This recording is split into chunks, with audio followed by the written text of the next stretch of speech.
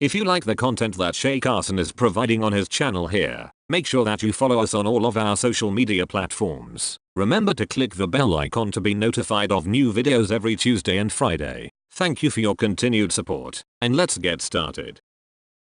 With the exceptions of basically knowing about everything about anything related to Hot Wheels, I never thought it would come to this, that I wind up looking back at some of my old videos and decided that I know that I can do a much better job. So, what's up, dudes and dudes? It's your boy Carson, and we are here with episode 4 of Shei's Analysis, and this time we're doing a rapid fire set of reviews. Yes, we're talking about the 3 Hot Wheels games that I reviewed alongside my co-host Stats back in 2017. Now is going to be fully summarized in one package. So you're getting 3 reviews, well, pretty much 3 summarized reviews in one package. So without further ado, make sure that you are well tuned into all my social media platforms, because we're about to dive in to these 3 games. And like I said, only these 3 games, as I originally wanted to do a remake some time ago, but never had the time to do it. But now is never. It's now or never. So let's do this.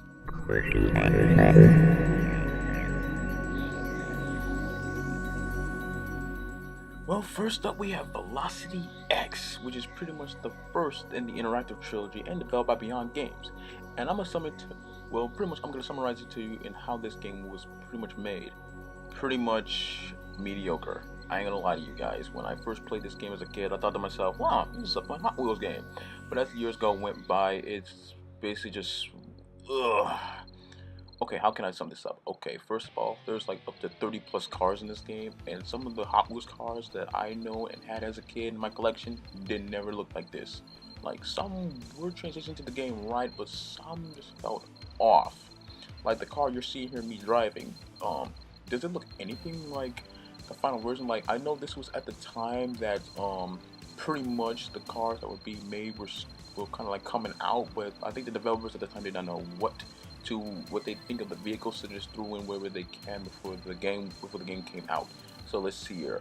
Apart from the fact that the game was released in 2002, we got basically races, which is pretty much there, but not really. Besides from the fact that we have weapons in this game involved from freaking zap blasters, atomic blasters, freaking jetpacks. Yes, there's jetpacks in this game. There's jet boosters. Well, not really jetpacks, more like jet boosters. We got auto repairs, fucking laser cannons, and freaking discs.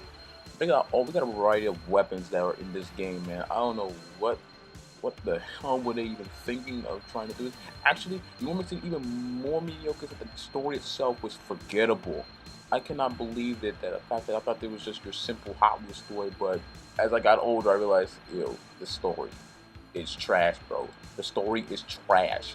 It only took you 14 adventure missions to pretty much beat the game, and even the final 2 missions, there's not even 15 missions, because I know that there's a theme in it. Each of the areas in the game, Monument City, Turbine Sands, Crankshaft Bay, Glacier Harbor, and Underworld, there were 5 areas, and only like story mode only covered 14. Monument City had 3, Turbine Sands had 3, Crankshaft Bay had 3, and Burnout Glacier had 3. Underworld only had 2 because it's considered to be the final battle, so I don't know why. So pretty much the other 4 were pretty much more relevant than Underworld. But the fact of the matter is, what made up for it was pretty much its battle mode, which I think is a redeeming quality, because there's actually a difficulty mode in this game. You can actually choose from easy to normal to hard, and I like my challenge, so I keep it hard to make it look more competitive. So pretty much that's how I like my games, like them hard and challenging, and keep going. But the fact of the matter is, some of the cars in here actually look good, man. They're actually fast. The fastest one is the Prototype 12, would be the fastest one in the game, and it goes up to 184 miles per hour. This car here goes up to 140. I'm driving, and it was on the cover art for the game itself. There's actually, floating around the internet, there was an altered cover art featuring the Prototype 12 itself in the foreground and not in the background. So what's that all about? I don't know. But I do know that when I was a kid, I had a lot of fun playing this game. I even had fun with some friends back in the day, man. But like I said, times have changed. The company that made this game have moved on.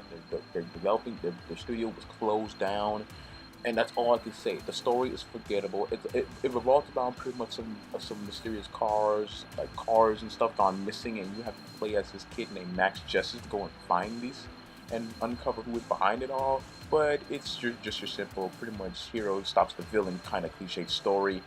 But it's done in a Hot Wheels way, and the fact that they wanted a next-gen Hot Wheels game, because I recall that the last Hot Wheels game before this was Extreme Racing, and that's pretty much all I can say, because it was a year, and the fact that Extreme Racing was on PS1, and this game got a PS2, GameCube, and a PC release, even a Game Boy Advance release, which nobody talks about. No one talks about the GBA version.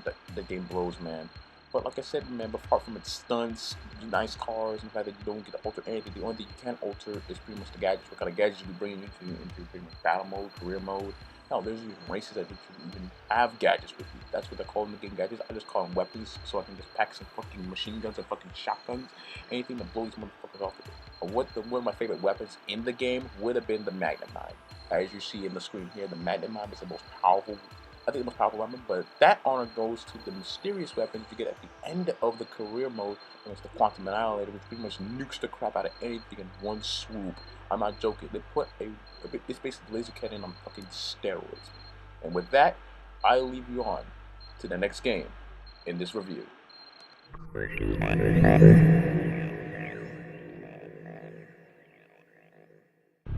Alright guys, for this game on Hot Wheels World Race, I'm going to keep it brief with you, as it was meant to be a tie-in with the movie itself, Highway 35, so it's pretty much everything about Velocity X, but better. One, they took out the weapons and gadgets, they took out the story mode, which thank God, and replaced it with pretty much fluid racing.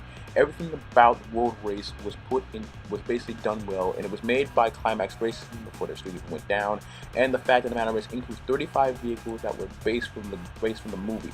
Although some vehicles had to be altered to Hot Wheels versions, to pretty much Hot Wheels cars, as some of the cars in the movie were licensed. So the fact of the matter is, not only did we get a good looking game that pretty much satisfied the Hot Wheels brand, but it even included new level designs. Originally, from World Race, from the developers who made the movie, they were originally going to have a stage dedicated to the Wave Rippers, but the fact it was cut due to possibly time constraints. So Climax Racing probably heard about this in theory and probably just made 2 new levels.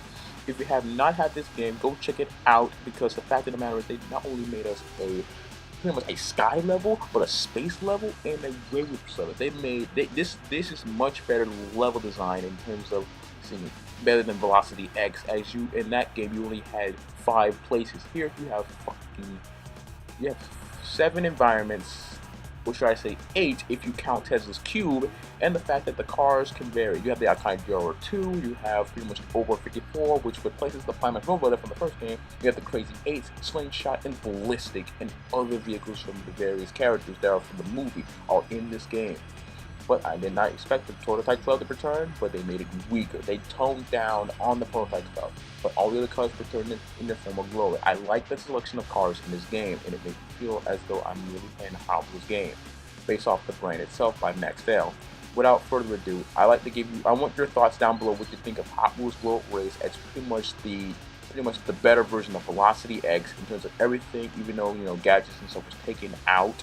So it's just a brief summary of what I think of World Race now, and now on to the next.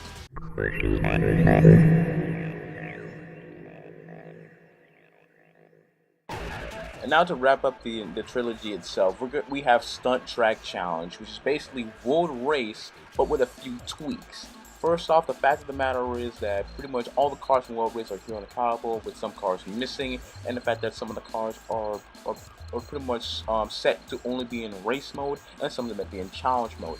There's pretty much the entirety of the game itself is to basically not only do certain races, but to do stunt tracks, collect tokens, and pretty much customize your cars. Yes, you can customize Hot Wheels cars in this game, and I cannot believe that pretty much the fanboy me is just saying, yes, dude, yes.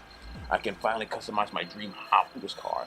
And the fact that one of my favorites is the Roger Dodger is one of my favorite Hot Wheels cars in this game, driving, because it's good. In fact, the matter is that I really love pretty much how the cars can now be customizable. Now, between this and World Race, I would never have thought that I had to pretty much put a vote between which one is better, since the fact that the level design is back, it's way more diverse. Now, I know the fact that this is basically built this game was built upon from World Race. You know, there will be some assets used, cars early used, and the fact of the matter is they even brought back the rims that were from World Race as a customizable option. And the fact that the Sunshine itself differs from pretty much jumping pipes, going through roofs, pretty much beating the time limit. And yes, this game has a fucking time limit in terms of the checkpoint before the game is over. But I didn't care because since, like I said, it's a Hot Wheels game, and I pretty much left that up to chance as if it wasn't even there. But the fact of the matter is the difficulty is questionable, as the fact that I don't know what is it about the, like in the World Race there was actually a difficulty set in the game, but I digress, since the fact is that the difficulty is up to you to decide. But this game has no difficulty setting, and the fact that the difficulty is up to your playstyle. But without further ado, I would like to end off this trilogy itself.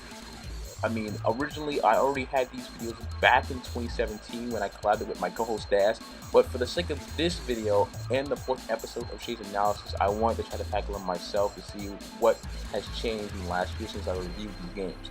Without further ado, I would like to give you guys a thanks to basically tuning in to this particular episode.